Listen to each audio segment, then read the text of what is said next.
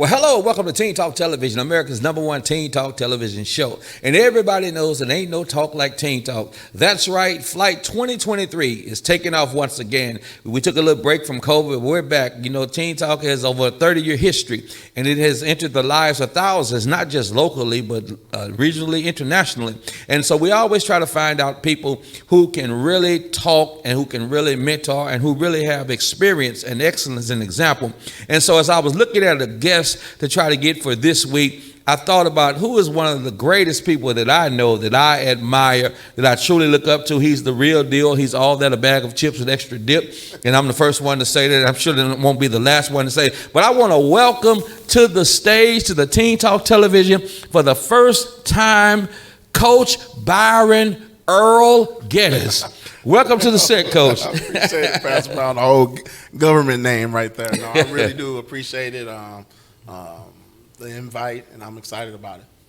Well, Coach, I'm excited to have you. I tell you, we had our own show earlier, but I mean, you know, it's amazing because when you talk to somebody and it seems like you were never a stranger, that you've known them for years, you know, not just watching you, but, you know, just observing you, you know, your character and your integrity, your leadership, your mentorship to model and mold young men and just athletes in general. And so it's so many things we have actually in common.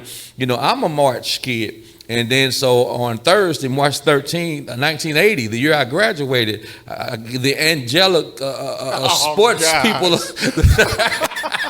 they said, okay, is there another? They say, send another. But on March 13th, I mean, it was truly a blessing to know that you were born. And so today is just a great day just to talk about your life from a kid to a king. And I say a king right now because I really think that you're definitely rocking a royal status, you know, an example in your leadership. So first, let's go back to childhood. At what point in your childhood did you discover or feel that athletic energy, or that you knew that might be a path for your life? My mom always tell me this story, that my first words was, I want to play baseball. I don't believe that story one bit. But my mom told me that she said that that's what I said, and she went out and bought me one of those red wiffle ball bats, the big one with the small, with the big white ball. And she was in the backyard playing with me, and just teaching me baseball and stuff like that.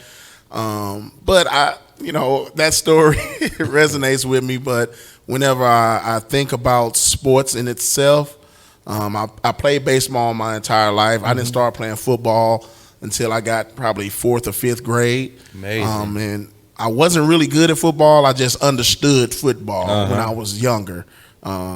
But baseball, I tell people my first hit, I closed my eyes, swung, hit the ball over the head, and then from there, you know, I played with the Junior Tigers out at Central East End Core League, which is now JJK. Okay. But that's where I grew up playing baseball at, and I guess I would say right when going into junior high, that's when things got pretty serious. Okay. You know, so. Well, Coach, your mom had a point, because this was 1980, and you probably started talking in 81, and it's 2023. And so I go to Google Byron Geddes, the baseball player, this morning, and they said, if I want an autographed baseball with your name on it, it's like $39.99 right now. So Mom had a point. You know, a lot of people talk about, I often laugh about kids talking about they want to wear Jordans. They don't even know Michael Jordan. They don't know the three-peat twice king. They don't know Mr. It's like a lot of kids, they be like, so what you know about Michael Jordan? The tennis shoe guy. No, it's a reason he got that tennis shoe. Right. And so, but to just see that even now, you know, one of the billions of $4.5 billion made a year. And even now, long after Mom told you that she just heard baseball, but it goes to show something now that even now, even in coaching after your long career that we're going to talk about, it's just amazing. But One thing you said that was shocking is that you didn't start playing football, because most people, just knowing your history and all of the legacy that you left on football field, period, even in high school, would have always thought that, you were a football player that played baseball. They would have never knew that, it was baseball, and football was really like the second thought. I came up at Central East End. Now, this is back when baseball, you had every diamond. It had to be about 10 diamonds out there, and it'd be 5 games going on. Oh, yeah. I grew up watching the Chris Moores. These are legendary names. Donald Dace, Homer Bush, Greer. I grew up watching our area, the city's best baseball players. And I was just younger, competing against so many of my friends and that went to different schools, but grew up in East St. Louis. And, you had Jackie Robinson, League over there, but Central East End had a lot of, stars to come out of there. And, my mom was our coach. We were the Junior Tigers, and everybody used to laugh at us because she was our coach. But, families, pretty much, my brother, my cousin, best friends, we were all playing on the same team. So it was easy for us to get together and play baseball and stuff like that.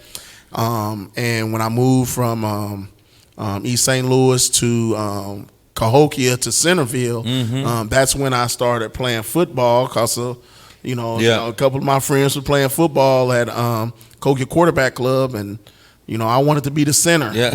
So I was a little chubby kid. So that's when I started playing football. And like I said, I wasn't great at football. I didn't even play quarterback. Oh, my goodness. I was the center, and I got forced into playing quarterback. I was the kid that had to run around the field to make weight. So I hated it. I was a striper, and they tried to make a skill player. But man, sports have taught me a lot. It's something that if you understand sports and you understand the foundation of it.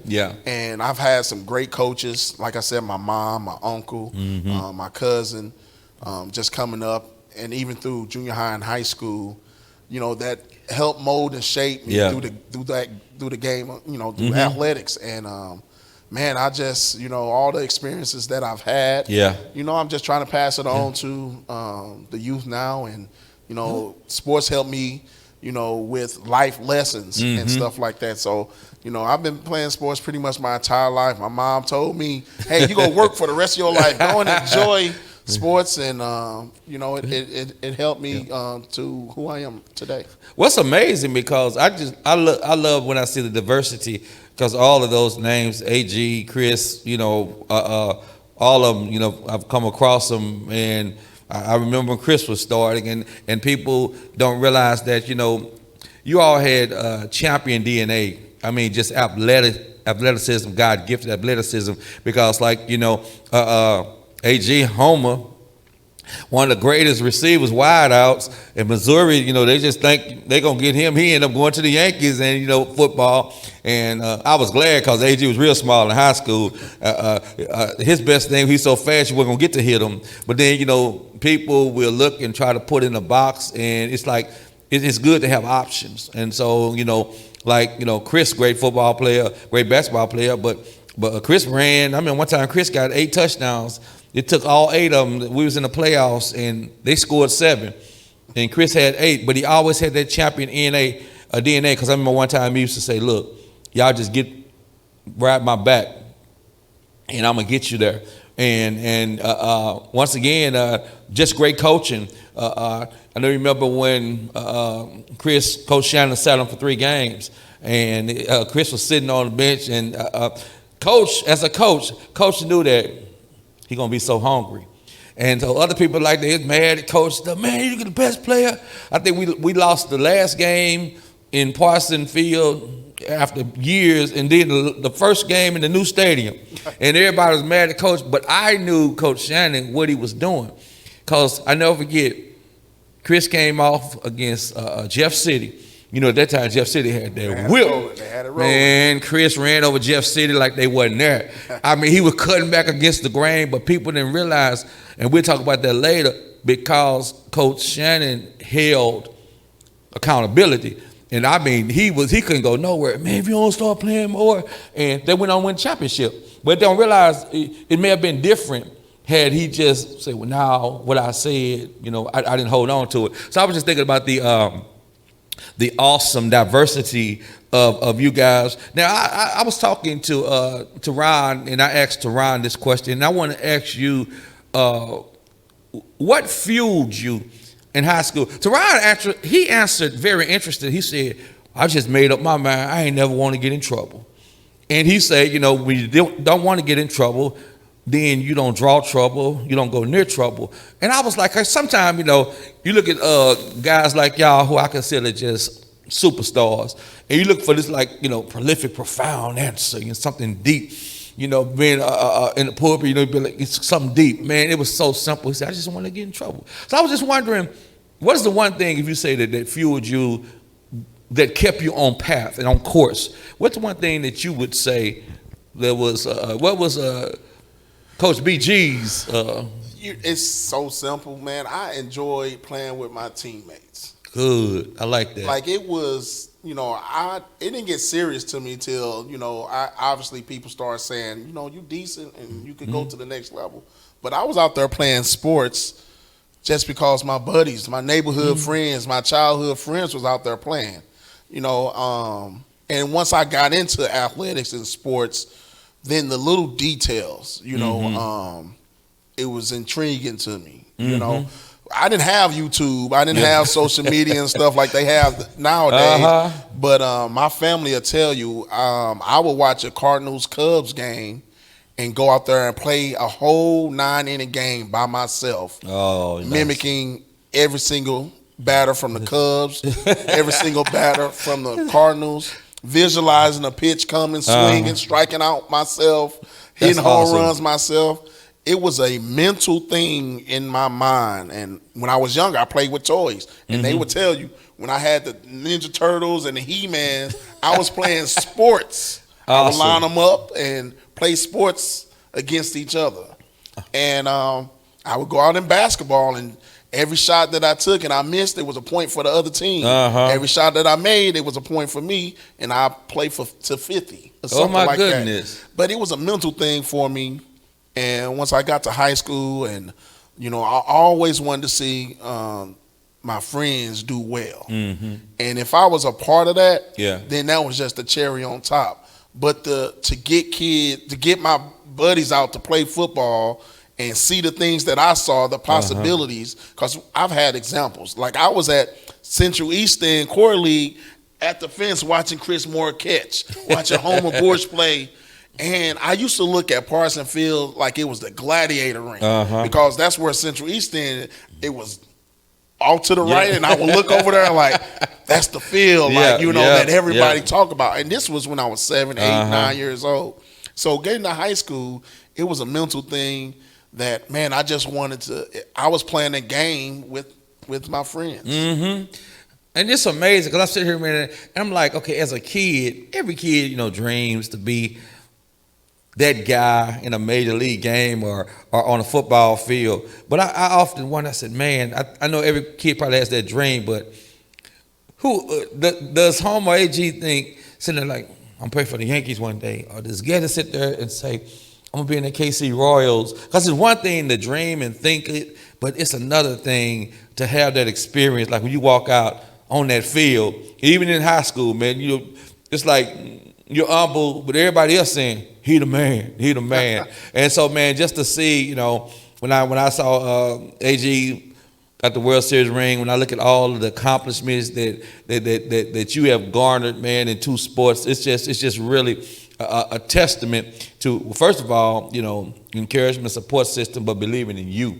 You know, I don't care how much people talk, if it ain't some inside of you that says that I can do this, and it's different between saying I can do this and I'm gonna do this, and you've done a lot. So so now we went to Corey League and coming up. And before I go to the next phase, I wanted to ask you, why do you think our kids a lot of them have lost interest in baseball? Now, East St. Louis now, they're looking to bring it back. But we had some of the greatest baseball players like you, Chris, Homer, Clifford Williams. I mean, we didn't have some guys who could have been handling it. Why do you think now? Do you think it's because of the notoriety? Everybody at the football game, everybody at the basketball game. Man, you go to the baseball game, especially in the African American community, and sit anywhere you want, because ain't nobody but your mama, your grandma, and if the dog, they might have brought the dog, but you go there, man, it'd be like 50 people at a baseball game. Now, some of the other communities where it's still a sport, but why do you think with African American males that they just not really interested like they used? Why do you? Man, that's a loaded question, Pastor. I have this conversation with Ryan Howard, who's retired baseball player, World Series champion. Curtis Granderson, whose fingerprints is all over, the expansion of baseball right now. They both are involved with MLB right now. And we talk about this. And I think one of the things coming up, like I said, my mom was my coach. My uncle was a coach. My cousin was a coach. And in the inner city, now the parents got to work. Yeah. I never thought about that. So now you take that your uncle can't coach you no more. Your dad got to work two jobs or can't coach you anymore. Then you now you got to figure out, okay, how I'm going to get to practice, who I'm going to play with. That's one thing. The other thing is, when you look at the marketing of baseball, the minority, and I'm going to say African American minority is probably 2% or less. Yeah. And we see us playing football. We see us playing basketball. We are the faces of those organizations. I mean, those associations. Right. Major League Baseball it's not. We're not the face of Major League Baseball. And Major League Baseball does a great job at expanding and stuff like that. They that's one of the things that they have done well. But a lot of times when you expand, you forget about the inner city. Yeah. And I came up playing in the RBI league, reviving baseball in the inner city. Yeah. And we got to play in Busch Stadium. We got to play in the Vet. Yeah, you're right. That's good. So we were all involved in baseball because it was right there in front of us. It was marketed to us. And I think that, the way you market it, I mean, even going to a baseball game. Yeah. I'm not going to go and support baseball if I don't have free tickets. Exactly. Yeah. You don't have free tickets. I be at every game. That's why. But then, a family to go to a baseball game to eat hot dogs and soda or whatever, it's pretty expensive. It is. Yeah. And I think baseball understands that, and they're trying their best to do, get back into the inner city, but it's tough, and it's expensive now to play in these leagues. Yeah, because a lot of them is select leagues. Oh yeah, you got to have that fees. Yeah, so now go out to buy a glove and a bat, and then play for your league fees. Yeah, it's my son plays baseball, and I have to pay $1,500 for him to play baseball. And that's a good point. So it's a loaded question, and it's got a lot. But that's we gotta do a whole segment on that. You put meat on the bone that I hadn't thought about. I hadn't thought about the fact that the fees that comes along, because when we were back in school, public school was public. You didn't play. I'm still trying to figure out if Gators is out there bringing in $100,000 a year for the stands to be full as a kid. Why should I have to pay for Gators to fill the stands? With public school was like books was free, you played for free, you didn't pay to play, and so I think that's one of the biggest deterrents, because it don't take a rocket scientist to realize that it's a lot of Jordan Walkers who may not have the opportunity because of those type of dynamics, and so I think you're probably the first people that I've ever seen put that in the stew. On Sunday I was talking about I'm tossing in the omelet in the stew. You're the first person I've seen to put that type of meat on the bone, and that's something because when I start talking to people who talking about bringing baseball back, that's pivotal, and a lot of it could be financial, and so because most guys if they gifted in one sport, most guys gifted in all three. It's like right now, people concentrate on one sport, but back in the day. I mean, you had to wait till the football season over for your best players to come play baseball, right. And then basketball, and then they run in track. Because you had some guys 3 or 4, or even back in the day when they were doing both ways. Now people are like, man, the guy plays both ways. Back in the day, because now did you play something other than side quarterback? You play both ways? Yes, I did. And I got yelled at a lot of times because I was played safety and linebacker and DN. So they would get mad at me because I was a hitter. Yeah. But don't get hurt. We need your own. Right, don't get hurt. Coach Galladay would take me out fast. Coach Suggs would yell at me. He would yell at me on the on the side, but really inside he'd be like, boy, that boy can hit. Yeah. And wants you to hit. Right. But I mean that question, I mean, it starts at the foundation. Yeah. Little league. I mean, even if you go to college, I mean, if you looked at the College World Series and watched it, and I, me and my son, and he's 12 years old, we sat down and he was calling me, hey, you watching the College World Series? Even if you just look at how many teams, 8 teams, and just count how many minority players was there, it was maybe less than 5. Yeah. So, and in this day and era, everything that's in your face, you're going to be geared towards. And you turn on the TV and watch basketball, and boom, it's there. Yeah. You turn on the TV and watch football, boom. Yeah. I think Mookie Betts is probably arguably the best baseball player in the game. Yeah. And how many commercials do we see with Mookie Betts Exactly. on? And baseball is doing a better job at that, but they're also trying to market to Japan, market to the Latin American countries, and they've done a great job. But I'm just saying, like, Mookie Betts would be a prime person could be. He went to Vanderbilt. Exactly. He played college baseball. He's got World Series rings. He's playing for unbelievable franchise. Yep, he's unbelievable. And those guys, you got to use market. And hopefully get somebody to be motivated to follow in his footsteps. Well, see, you're going to get another job on here with MLB. They're going to be like, hey, man. But it's an excellent point that, it comes down to marketing and, marketing and targeting. I mean, just, you got to go in, and so we need to seek some solutions. And I think one solution is the marketing, and then the other one I think that was excellent is the fact that where you said, the financial, looking at, most of these kids that are from poor communities, they can't afford to play. So going back from the high school, you go to high school, and I was looking at that, I was blown away. I knew of you, I had never met you, but I always admired you from afar because you was the type of quarterback, you delivered more punishment than you ever took. I was like, let me tell you something, because people always tease Deion. Deion wasn't gonna never get hit. Deion gonna slip or fall, and that's why he lasted. And Deion let you know they don't pay me to get hit. But I'm like, Deion, if you come around the corner and the way you move and the skills you got, I done tripped already. I'm gonna unloose my shoe before you run my way. So for $1,200-$1,300.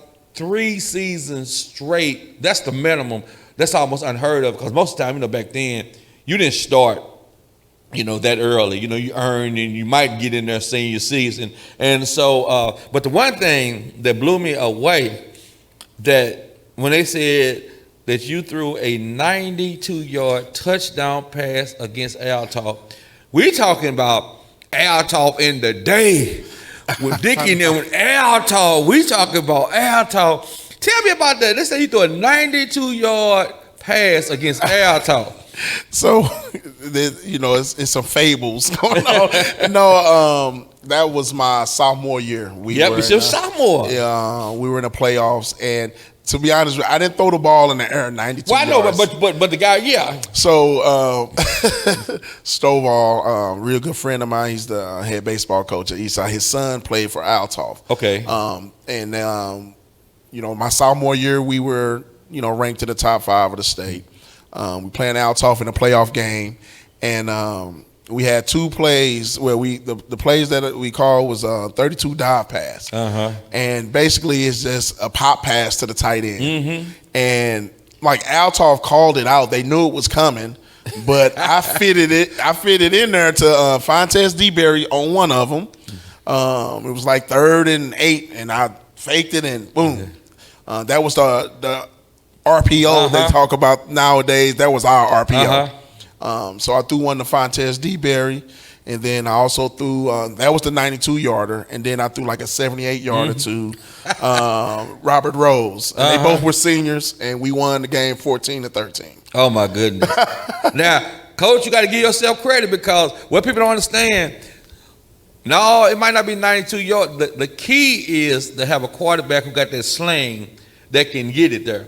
Because I was at when Eastside was playing in Levant Blaylock, and we were on the 1-yard line, and Coach called for that play, but so the quarterback had to fake off the other direction, because he knew that Levant just needed one step, and so he looked them off and threw it to Levant, and Levant broke it for 99 yards. But the keeper, he ain't throw it. No, the key was if he don't get that ball to him. Because it could have been, you're on the 1. He stepped in front of it. So you have got to play that and do that intelligent move. And so my thing is, okay, if they win 60, one thing about the quarterback, he going to get credit for that's why you treat your receiver good. right. That's why people love They love Homer Bush, because they say you get the ball to Homer. It's a touchdown. It's a touchdown. But I saw that and I was like, man, wait a minute. I ain't know about that. So then here you are, senior, you graduated, and you're 18 years of age. You're this, what I call platinum prize recruit. I mean, you were the talk. Your ears should have been burned. You should be getting up, putting butter on your ears in the middle of the night, because everybody's talking about, man, that kid over Cahokia, Byron Geddes is the deal. So 18 years of age, graduated. In the University of Minnesota, they looking at the prize recruit, at all times, and so they recruit you, and so because they were already putting on their website, QB, freshman, everything, and you opted. You had the opportunity to play professional baseball and drafted by the Kansas City Royals. What kind of pressure was it on you as an 18-year-old kid to be like, okay, I ain't gonna be around Cahokia no more. Wherever I go, I'm going somewhere. It ain't gonna be here. But the pressure at 18 to have to make a decision that's going to impact the rest of your life. What kind of pressure, were they tossing and turning, or were they just, one day Gabriel touched you on the shoulder? No. The recruiting process in itself, and nowadays, looking back, I can help kids with understanding that process. But the recruiting process in itself was a lot. Like I give the example, and I tell it to a lot of the kids that I coach. I walked in basketball practice, and 4 corners of the gym, you had Iowa, had Wisconsin, U of I, Minnesota, and then Michigan State said they're coming a little later. And I have to talk to all these recruits because they're trying to get me to come to their school. I didn't understand at that time to make it fun, to enjoy the process, because it's not normal. Yeah. But I'm glad and I'm blessed that I had a good foundation. My mom, she helped me. She graduated college, so she understood the importance of academics. So she was pushing for college. My dad, who does not have a high school education, well, he has a high school education. and he didn't really understand. He just, he put it on my lap. Whatever you wanted to do it. But Mama Suggs and Coach Suggs, they were pivotal in my recruitment. That's who I lived with for the portion of my high school career. So, Awesome. When you have a parent and people that's been to college, that went through that process, that's got the academics, that's a good foundation because they understand that. Yeah. Now, what was new was the Kansas City Royals. Like, now this is a opportunity that doesn't come up. You don't get this opportunity all the time. And it got to the point, and I gotta say this, I was probably a little bit, I was an average student. And I'm not gonna make excuses for myself. It was difficult when my mom had her stroke and she wasn't living with us. Yeah. So it was, my sisters and my uncles, they was helping me the best way they could so I had to take the ACT a bunch of times. And I was a late qualifier. And during the process, I was so worried about, man, I don't know if I'm gonna qualify. I don't know. Minnesota, Mizzou. It came down to Minnesota, Mizzou, U of I, and Oklahoma State. My dream school was Michigan. Okay. And I wanted to go to Michigan so bad, but Michigan didn't want me to play quarterback. They wanted me to play a different position. That's another one, right? Yeah. And they had Drew Henson, who was from Michigan. Who another dual sport, played for the Yankees and went back and played. He the one that put Tom Brady on the bench. So I end up verbaling to Minnesota, and I talked to the coaches about playing both baseball and football. They was in agreement, and Glenn Mason was the head coach, and I got to the point to where baseball came up and. Kansas City Royals were heavily like, hey, listen, I think you got a chance to play in the big leagues. And it was a lot of pressure. And I remember sitting down at the bowling alley in Cahokia, getting ready to make this decision. The Royals came up and tried me out, and I think it was one of the best tryouts I had. Tampa Bay tried me out, the Reds. And the Royals had the best deal, and I sat down, and I remember Coach Suggs, late Coach Suggs, love you. He sat down, and he said, whatever you want, whatever decision you make, I'm with you. And I decided to go and play professional baseball. And what my family made me do is call all the other coaches and recruiters and say thank you for the opportunity. And a lot of them were shocked because some of them didn't even believe that I was a Cahokia wasn't known for baseball. Exactly. And Yep. And one of the coaches, I'm not gonna say names, was saying, "This is the biggest mistake you make in your life." And I get it because once you get to that point, it's a business. It's high pressure, and it was tough, but. I made the decision, and I walked through that door, and and you have maturity, really. Whether you recognize then, you have maturity and wisdom beyond your age. First of all, they always say the quarterback. I know Coach Shannon would always say, "Get me the most intelligent player on the field, and I'll make him a quarterback." People don't realize Eastside a lot of times never had a quarterback that came a quarterback. Coach Shannon would take his best athlete. If you remember Kerwin Price was pretty much a running back. I mean, he's 6'2", 220. He walked in the door talking about he was a sophomore. I said, where university? But Coach Shannon took him, Ronnie Cameron. There were guys that Coach Shannon literally took. They had the intelligence and the leadership and the team mindset that he could, that he knew. But I'm telling you, it was amazing for you to not let the negativity dictate. When you hear somebody say you're making the biggest mistake, you were wise enough to understand that people are speaking from the benefit to them personally, not your best interest. So I know if I'm Minnesota, this is the worst. Go sleep on it. Are you crazy? But what a lot of people may not know, and like you said, your mom and education is the fact that in your contract was a stipulation that they would have to pay for your college if and when you chose to go. And I think a lot of people don't realize, to me, that's a win-win, because you're saying you see something great about me. You're saying that I can go to the next level. You're not looking at me as an average kid. You're saying that you see major potential. So why not go for that? Because one thing is when you go for that and don't fall back on nothing. But they like, okay, let's say you get there and you hate it. You still got the experience, but you still got to come back. And I think and everybody looking back going forward, no, that was the best decision that you could have made, even from an injury standpoint. You know what I mean?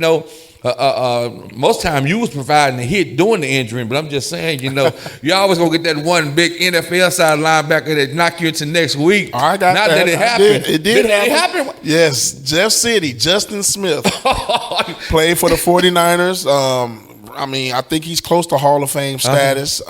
Justin Smith played for Jeff City my junior year. We played Jeff City at Cahokia, and I got to experience getting hit very hard. You was trying to deliver, he delivered. Oh, he delivered.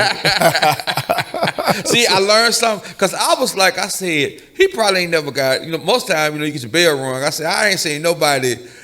First of all, most folk gonna run away from you, not to you. You always find that one over anxious guy that want to deliver the hit. It's some quarterbacks be like, you know what, I'm gonna let somebody else, take their shoulder out. I gotta give a shout out to my teammate, me and Nate Hardaway, Hurt. Shout out Hurt. We were in practice and we had to go heads up, and he was our star linebacker. And when we went heads up, I didn't lose. He hit you? And he didn't lose. And Coach Suggs didn't. Oh, it was during the summer. It was during the summer. And we both fell down. Oh my goodness. So I think that was I said that'll never happen again. But it never did happen again. But we never went up against each other. I would say that was the last day of full contact. Can you imagine? You trying to explain to the press, well, what's up against? Well, we in practice, and his own teammate rung his bell, and they rung each other bell, and now they out for 6 weeks. Right. That's why you play flag football. Right. Well, that was the one thing. You definitely had a very successful when you went to that level. I was looking at some going from the minor to the major, and I was looking at some of the minor leagues, awesome, and even reaching those big leagues. And people don't know, okay, yeah, he played baseball, he was player of the year and all that. They don't know that, you get there, you playing with names like Carlos Beltran. They don't realize you out there with boy, like you say, them names of like, he played with Mike Sweeney. They don't realize the level that the career advanced to. I was saying like one playoff game that they won because of your home run. Relive that moment. Tell me what you were thinking when you got up to bat and when you saw the ball go. And you was like, it's over. We were this had to be the year player of the year 2003. I think. 2003. Yeah, player of the year. We were, man. I was locked in that year. It didn't matter if I struck out 5 times. You was gonna get it one day. Byron Earl Albert. But man, I was locked in, and man, that year, I mean, if I could go down the list, but we were in the playoffs, and our team was tired. We was like, man, let's just go home. But we was playing. We had to win, I think, a game to go advance to the championship round, and I hit third in the lineup, so I'm the guy, and the bases I wasn't loaded, but got a pitch to drive, and man, I've been in so many impactful and pressure situations that I used to always look forward to that. Again, I used to relive, seeing Ken Griffey, in my mind, like those are situations I wanted to be in. And got the opportunity, and I drove the ball out the park. And, it was a good feeling. And those are the things that, when you playing sports and those life lessons, I don't think a pressure situation like being at home and not knowing when your next meal, that's a pressure situation, But being up the bat, facing a pitcher, that's not that much pressure. Once you've been in that situation, you take those life lessons, where everyone looking at you in a huddle saying, when is the, are you going to make a play? Are you going to make the throw? I've been in those situations my entire life. So when I got into the pro baseball and stuff and got in those pressure situations, it was just something that's already replayed over and over again. Okay, so when you went to the league, like I said, they'd already told you, you have what it takes. So inside, were you like, okay, I'm gonna see how it goes, or did you see that coming? I mean, it's one thing to get there. You're the player of the year. You the hit. Did you ever think that, okay, I'm not just gonna get there, I'm gonna make some major noise? Or was it like a growing process, or was it like you give me the opportunity to make the most of it? I mean, how was it gradual? Was it progressive or gradual? Okay, it was a combination of everything. Once I got up to pro ball, went to Fort Myers, Florida, and it was a game to me. Mm-hmm. But then I started understanding, like, if I want to get good, if I want to play at the next level, the things that I had to do. And Frank White, I think, he told me, hey, you are an 18-year-old in rookie ball. Mm-hmm. You can't wait till you're 23 to start acting like a professional athlete. Good. Start doing it now. Start preparing as if you're going to be playing in the big leagues right now.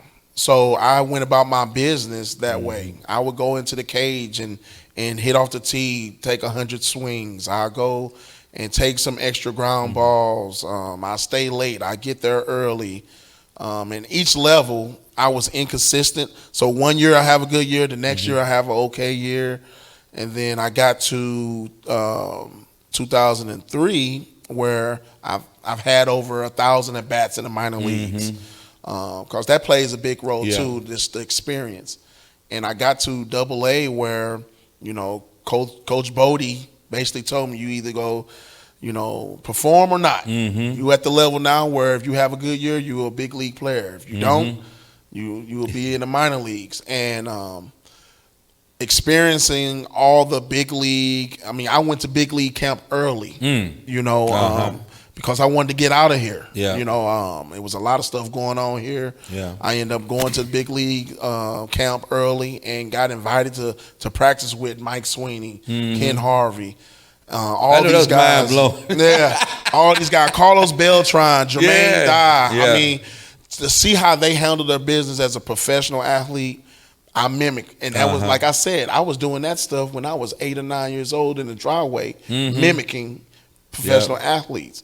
When I got to that level, now they were my teammates. It was being able to see it every day. And, understanding that 3 out of 10 is a Hall of Famer. You go fail more time, you go succeed. Exactly. But using that failure and learning, working hard in the off season and just being determined, that's been my whole life, just being determined to prove people wrong and prove myself right.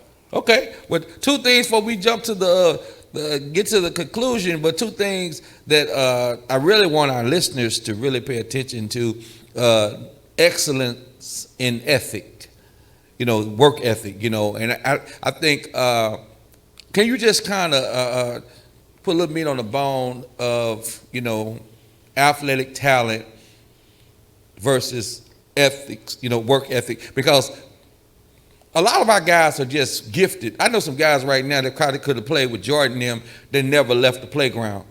And I mean, could hit the ball a country mile, never, I don't want to play for nobody. They didn't like accountability. They didn't like team chemistry. It's all about them. So what's the line between athletic ability, agility in your mind, and work ethic? Because there's some guys, I don't know if there was a guy named Buckner that played for Coach Shannon. And Buckner, he didn't like to work out. And Coach Shannon like, okay, as long as, it's like Dennis Rodman, as long as you can get out there and do your thing, then you don't have to do what the rest of them do. And he was just naturally gifted. Never went to the weight room or nothing. but I'm telling you, he was one of the most ridiculous ends you ever.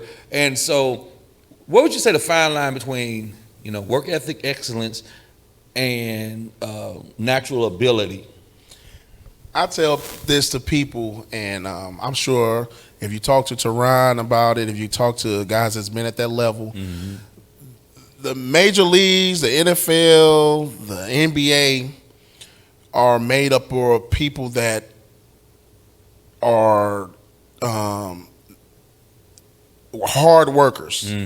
You have the superstars that you have a handful of superstars that's just totally gifted. Now, to get to that level, you have to be gifted. But once you're amongst them, it's the work ethic, the guys that you don't expect. It's more of those guys than it is of those natural superstars. Aaron Donald is a superstar, but it's his work ethic that has transformed him into who he is. He had to defeat all the odds. And it's continuous, being able to be consistent. And I give the example of potential. All right, potential is like a seed. You plant the seed. If you don't water it, if you don't, this is a rose. You got a chance to be a rose. But you got to cultivate it. You got to work at it. Because you could plant a seed and it end up being weeds and all that stuff, and it doesn't grow into that rose. Once you realize that you have potential, I mean, now you use all the tools. You use the motivation tools, positive and negative.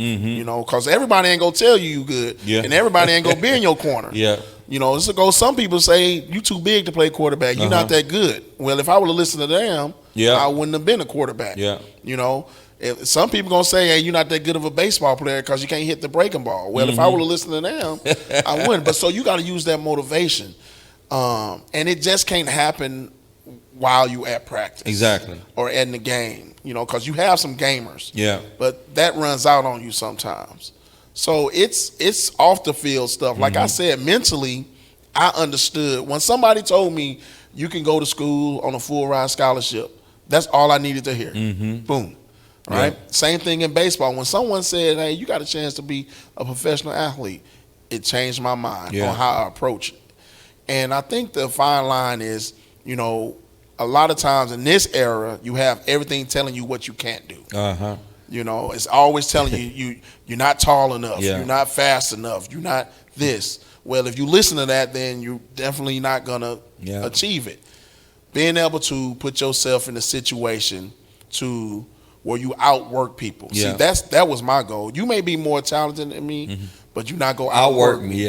If you were equal, well, it's gonna be a dogfight. I'm gonna outwork you, and I take that in everything I do. So, as a coach, would you say that's probably the most the critical rule in? You got the young athletes, and they've been crossing over, watching videos and stuff, but to get them to understand, you may be gifted and you may be talented, but the person who's gonna really cash in is the one who work hard. Because most coaches, they'll take a kid that work hard over a kid that's gifted. He over there, he just throw me the ball, but that kid is out there getting 100 reps a day is the one, because that continuity, and that chemistry and that cohesion with that quarterback is what takes you to the next level. So that's one thing, and people that's watching us, is that just remember, it's the hard workers. They get paid just like on the job. It's the guy putting in the work that's going to be looked at for the promotion and for the opportunity. I tell you, Coach, I'm telling you, you throwing out some great things. I mean, even before the interview. So you go to the Kansas City Royals. You do your thing.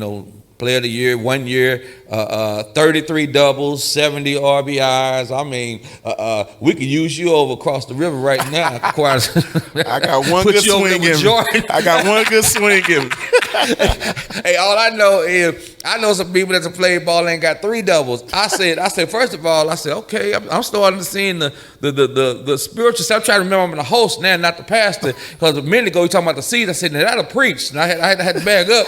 But then I started looking at your numbers. Okay, 33 doubles. And then I thought about what 33 is connected to in the spirit. I said, watch out. Then I saw 70. I was like, what? So it was all on you. So then you come back to Carbondale. And once again, they recognize your talent because, see, when you're just starting the games, you're doing your thing. And so then you leave Carbondale and come back to McKintrey. Once again, your versatility. Cahokia, you the man at quarterback. You were our Michael Vick. I mean, you were without the other. But you were the protege quarterback. We weren't used to quarterback that big, that fast, and running over people. And so, quarterback. Then you go and play baseball, and you do your thing as an outfielder, and then you come back tight end. I don't think people realize your diversity. Not just your athleticism, but to shift. Because, okay, those three different animals. Quarterback, you throwing the ball, you running, you trying to, you the man. Then you're in the outfield where you out there, you just hoping a ball come because you're out there all 9 innings. Right. That's the only reason I could have played, but I couldn't be sitting out there. It's game too long. I ain't got no 3 hours in the hot sun. And then it's a doubleheader. I won them 18-inning game before they changed the rules. But then go from outfield and to come back to football in another position. I mean, what was the mental adjustment to go from, because you got football shape, basketball shape. You play multiple sports, you got different shapes. And so it's a different mindset. What was the adjustment? Was it a major, minor, or just automatic for you? Well, in high school, going from quarterback to it actually helped me. Okay. Just because the mental approach of being a quarterback, understanding everything that takes place on the offense and defensive side of the ball. Playing baseball, being a professional, learning how to eat right, learning how to go about your business as a professional. That helped me with the mental approach. The transition from baseball to football was bigger than what I thought. Okay. I actually transitioned as a quarterback. And then, when Coach Kill gave me an opportunity at Carbondale, I was going in as a quarterback. They already had a quarterback who's Nick Hill, who's currently the head coach there now. One of the players got hurt. We were doing 707 during the summer. And I told him, hey, I'm living a dream because I play professional baseball. Hey, I can play tight end. And, again, here we go with the mental. Went out there, ran a couple of routes, and the coach was like, hey, he can run. He's big. And I was about 240 at the time. I saw that. And next thing you know, I told him, hey, I want to just play football. I'm in school. I'm on my degree. And they moved me to tight end. And I think now, naturally, and I battle with being big in baseball. They don't like big guys in baseball because you can't swing the bat. So being able to transition to football where now I could just, physically get bigger and stuff. Bulk up. But it was the banging that I had to get used to because I never, as a quarterback, they never hit me in practice and stuff like I did all the hitting. They were so mad. But going to college, now I get to bang and physically, get stronger. That was the transition. I was able to get stronger. I think I played that year at 250, 255. And again, here you go. Tight end coach, Coach Mock, gave me videos of Antonio Gates, Hall of Fame tight end for San Diego Chargers, and told me to watch him. And again, this goes all the way back to me mimicking the Cardinals and the Cubs. I just sat there and watched how Antonio Gates maneuvered. This is how he stepped in blocking, and I watched it continuously. Then I took it from the video to practice to the game, and that's how I transitioned into the mindset of a tight end. Now, as a tight end, you got to know the blocking schemes, I already knew that as a quarterback. Understanding the blocking schemes, understanding what defenses are trying to do. As a quarterback, I had to know that. So the transition was, the physical part was the hardest, but the mental part was just added on top of the mental approach that I've always had my entire life. Okay. Well, we got like 7 minutes, but I wanted to ask you this. I meant to ask you this earlier.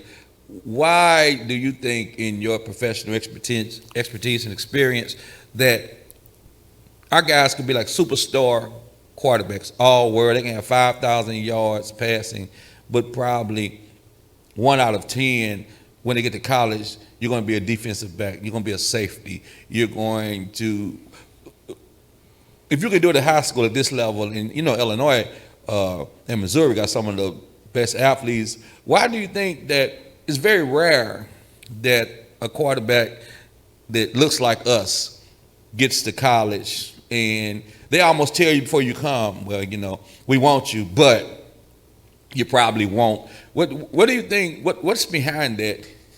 I think it's 2 parts to that. The first part is the systems. I think in high school you tend to put your best athlete that can handle it mentally at quarterback. Because they can win games because they touch the ball every play. Same person I could have played safety, I could have played running back, I could have played offensive guard. And that 250, But I think it's a 2-part thing. The NFL, it's a copycat league.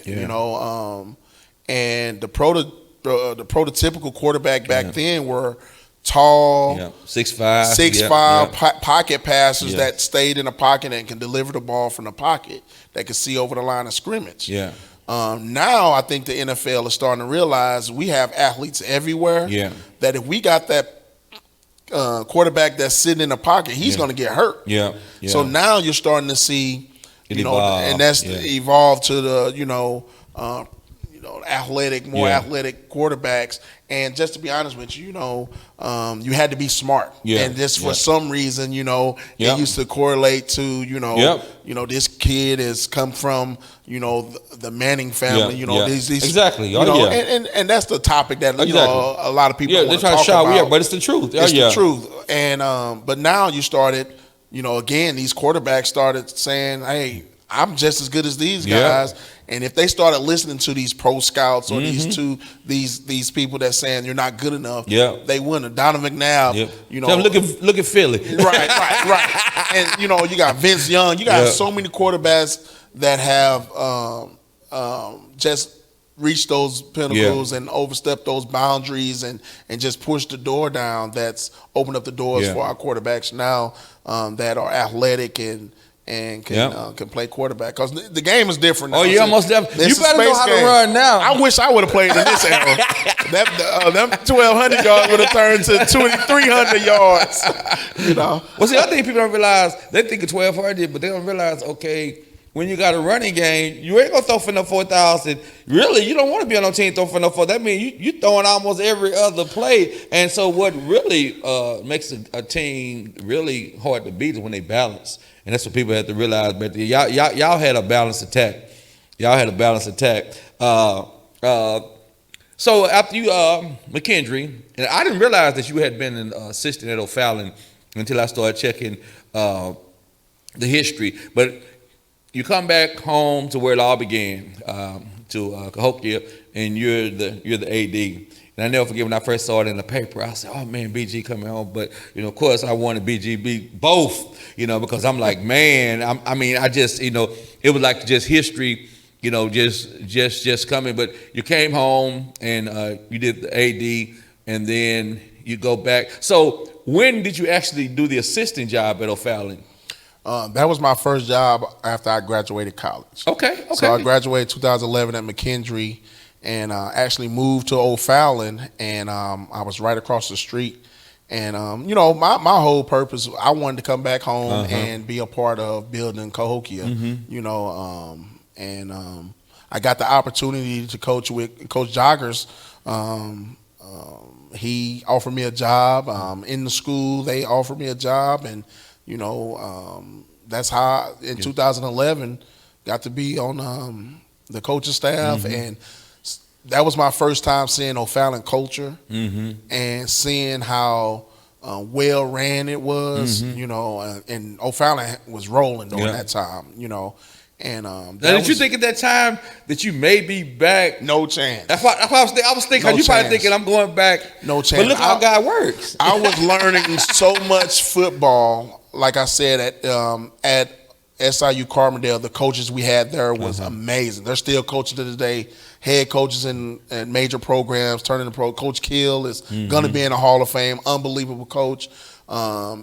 Leaving there, going to McKendree, Coach Pelker, and learning from all of these coaches and just, eating the meat, leaving the bone. And when I got to O'Fallon, it was the same thing. It was a learning experience. I was learning how to run a college program in high school. And they showed all the details. Coach Joggers was organized, and understanding being a head coach.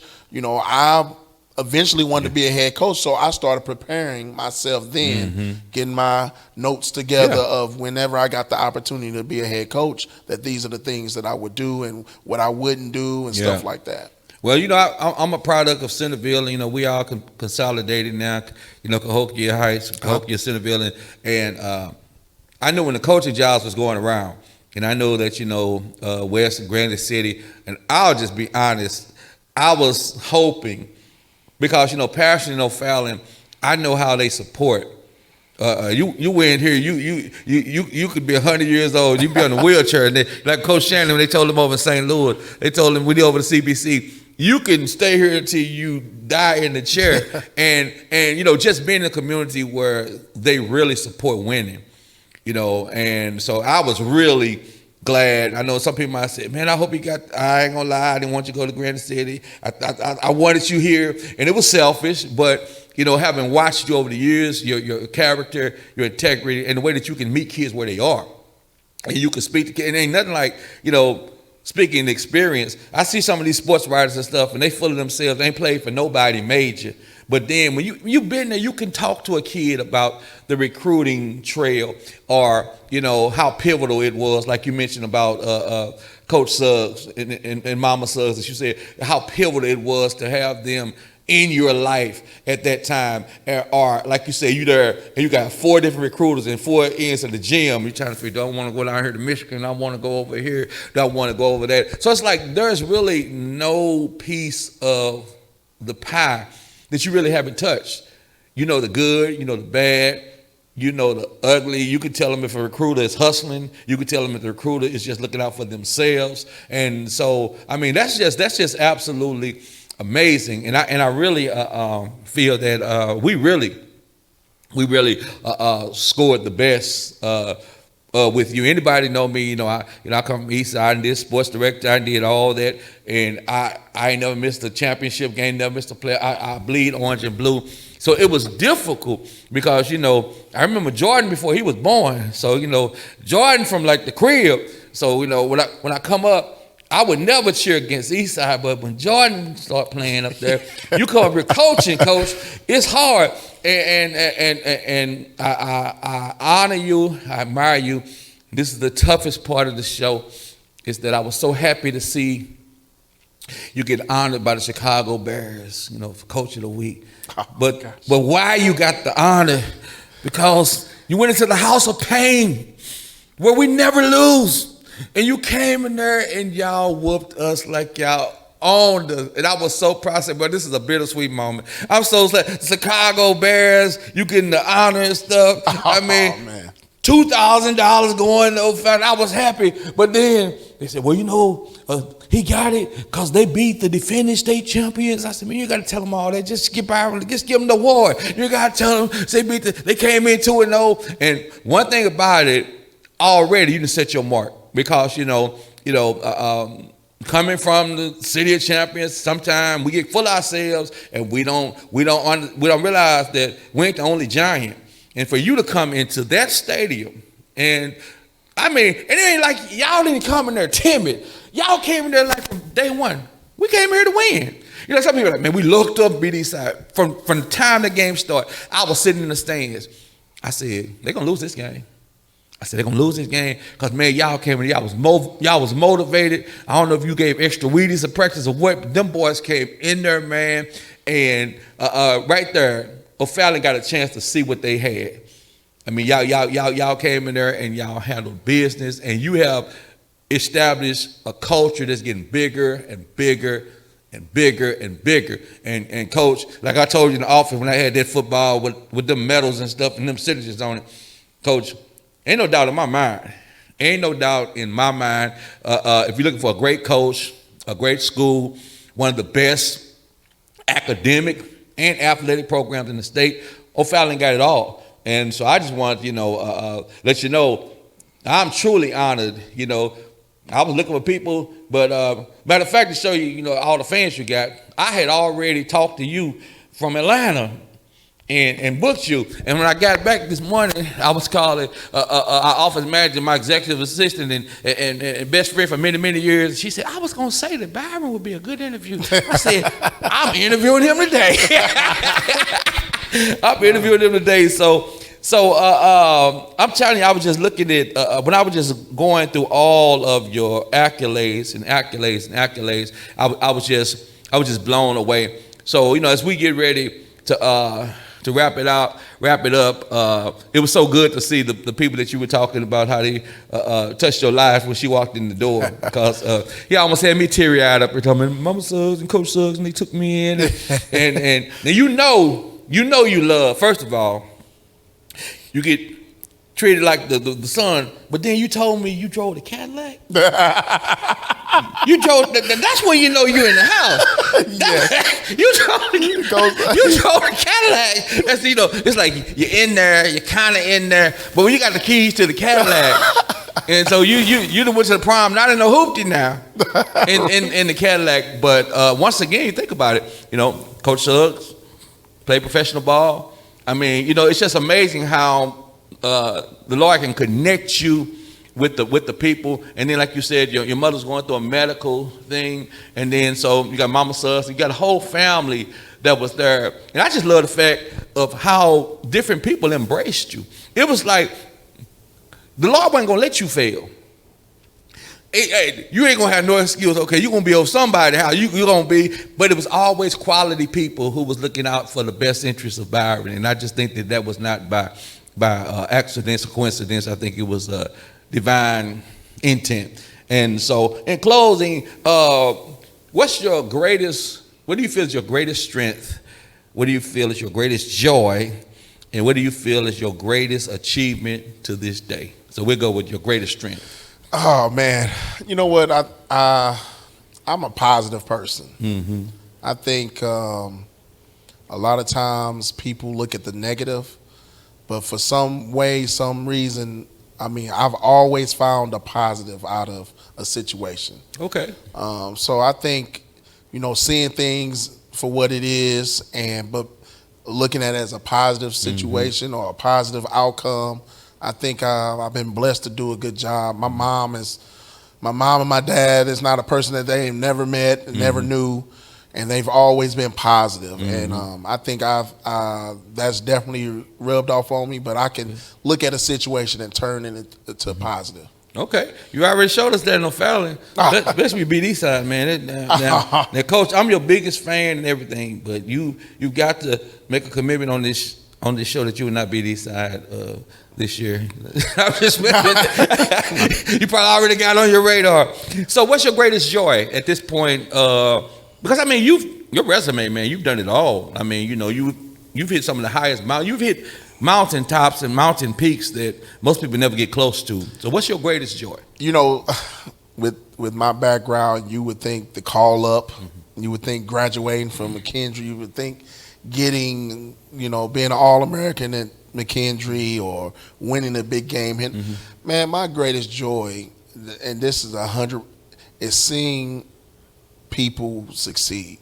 That's awesome. I really get joy out of seeing, young people succeed. My family, myself, just seeing the growth in people. That's probably, my greatest joy. I experienced a lot, went through a lot, had a lot of success, failures.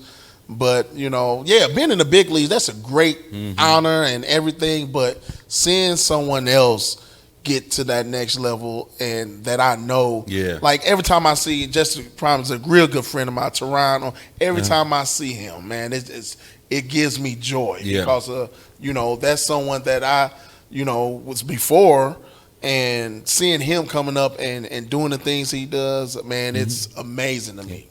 And to think about, you poured it to him. I mean, it's like I tell people, it's just something that is priceless. There's just no. I'm pretty sure when I get him on the set, he gonna say, "Man, that guy poured it." He poured it to me because I think you went back to help coach when he was there as a sophomore, didn't you? Correct. Correct. So a lot of people don't know that.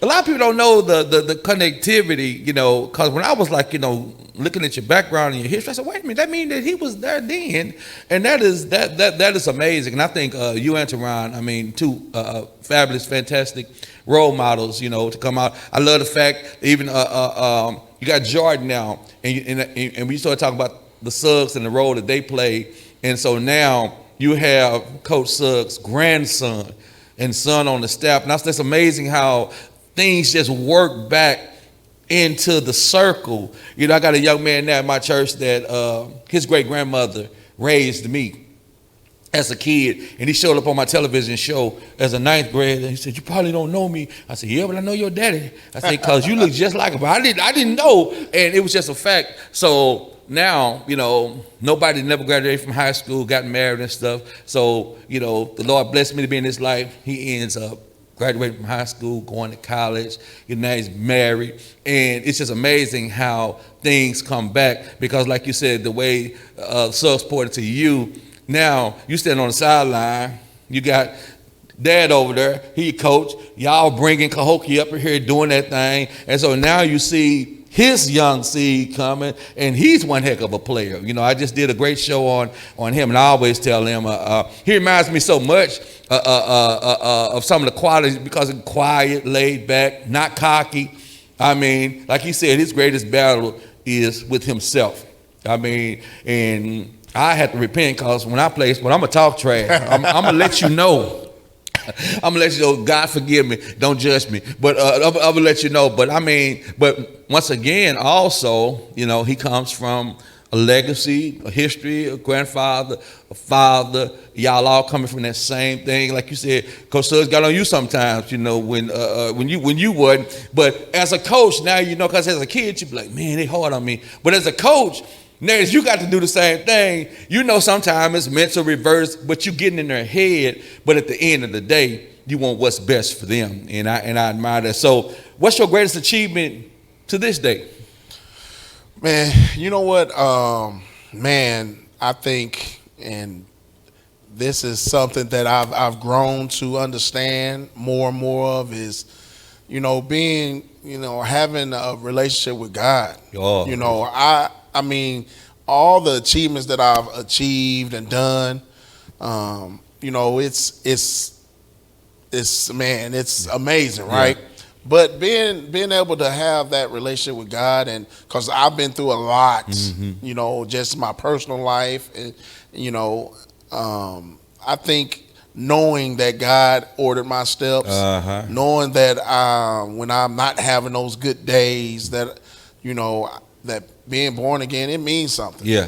It's definitely, I'm learning and understanding that more and more at 43 years old, because that's those things that you don't understand when you're younger because you in the mix, and you got all these things coming at you. So, not knowing, being born again, whatever, 2021, that it was gonna, God was gonna be in my corner and me understand, man, this is why this happened. This is why that happened. Because, I had a lot of failures too. And if I didn't have that relationship with God, I definitely, things could have been totally different mentally. Yeah. And that's why I approach the mental aspect, because I just believe if you got it mentally, then it can penetrate your heart. Awesome. And understanding that mental approach about things, that it's going to help me take the next step and help other people. Awesome. Well, one thing before we went off the air, and that's what I was going to go. He's a man of faith. He's a man of favor, and so they go hand in hand. And so Coach, we get ready to get off the set. I always say on television, this was long, but one of the best I had. We almost had another one in the office that the technical producer back there came back and said, well, y'all gonna do the interview in the office, but when you get with a man of your magnitude, a mentor, and a minister, man of God. I mean, I just think we got it all. I think we've got it all. We have the balance that we need. So I'll let you give the final statement before I take us off. So what is your vision and expectation for the O'Fallon Panthers on this year going into the season? I don't know how many you have coming back, but I know you got some great athletes that I've seen that are in the developing, and I know I'm a little partial towards Jordan, but he's gonna be the next Ronnie Lott cornerback out of here. He got some receiving skills too. But what's your vision? We've been taking steps every year, and I think to know how good your program is, I think it's this the type of year. Because when you have that last year was my first 4-year guy, so they were freshmen when I came in, and then they went through all the big wins and stuff. So when you have a program that last year we go 8-2, losing the first round. Now you're trying to see this year is the year to see where your program is. It's easy to say with the 4 years the guys you had, but now the development of now 5-year players, 4-year players that's been in your program. Every year our goals is, beat Edwardsville, compete for conference championship. Of course, you got to beat the East St. Louis, Bearvilles, and Aldens and stuff. You'll beat all of them, just leave East St. Louis. And then make a playoff run. Yeah. I think we're young, we're talented. It's middle of July. We're starting to rev up for we're 6 weeks away for opening night. But this team has a lot of potential, and you heard my potential story is, you'll see potentially being great. But now it's just got to go out there and do it. And every year the first step is get into the tournament. Yeah. Once you get into the tournament, now anything can happen. Anything can happen, and I think that's where this group of seniors and this team is focused on. We practice that way where we want to take the next step. Okay. Well, Coach, I want to say thank you. I'm so glad. I really wanted to get you, before the season. Because I know once the season gets rolling, just like I said, I'm not going to hit Teron while he up there with the Dolphins. I'll hit him when he come back home. But wishing you nothing but the best. I know I'll still be, hollering. If I didn't have money to get into the game, I would have said I could be the honorary chaplain. But since you're already a minister, I can't play that card, I just might have to jump the fence or something. But on a serious note, it's been one of my greatest interviews. I admire you as a coach. I admire you as a man, a compassionate person that cares for his players. If I had anybody ask me about their son and what program that they would go through, where they get the total package of, the genuine concern, the compassion, the skills, fundamentals, and caring about the player. And we'll talk about that on the next interview about the one player that was 14 and had became a father. And you said, and they did an interview on Channel 5, KSDK5, and you were talking about, you had to come out the X and O's and talk about life.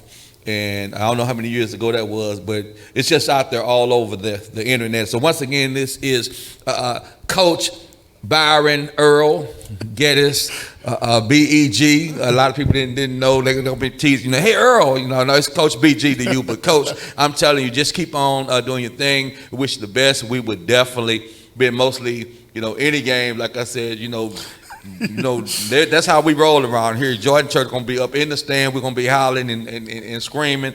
But looking forward to it. And hopefully, when the season's over, you get to come back, and hope it won't be the last. And as I said, Hopefully we'll have you back here, not in that chair, but behind what they call the sacred desk. You give a whole nother side. So anything you want to say in closing, and I'll just go ahead on and close. Man, I appreciate it, Pastor. I mean, this, anytime I get an opportunity to share my story, I'm going to do it. I'm going to give it. My pastor always tell me, Pastor Winifred Thomas, she always tell me, you're a winner. Mm-hmm. Go win. And I win whenever I share my story, my testimony, and people get to hear, the hard work and the dedication. So I really do appreciate it. Definitely humble, experience. I will be back. We talked about that. Oh yeah, well, it's the same way, humility. So and I know your pastor. Matter of fact, Mr. Rashawn, Tiffany's husband. That's the young guy that I was talking about. And so we've been connected for a long time. Been down in Sunlight. You've always been doing some great things, and I mean in just every area. So once again, we want to say a thank you to Coach BG. He's definitely a historic person. He's a legacy that's evolving daily. So he has history, but he has even a greater destiny. So once again, this is Pastor Willie Brown talking from Teen Talk Television, America's #1 Teen Talk television show, and everybody know there ain't no talk like Teen Talk. So until the next time when we have somebody else, I doubt if we'll ever surpass this from Coach BG. Like I said, he all that a bag of chips with extra dip, even on television. Pastor Willie Brown, Teen Talk Television. We're broadcasting live. We're signing off. See you next time. The clock on the wall has said it after all. See you next time on Teen Talk Television, America's #1 Teen Talk television show. And everybody know, ain't no talk like Teen Talk. Peace.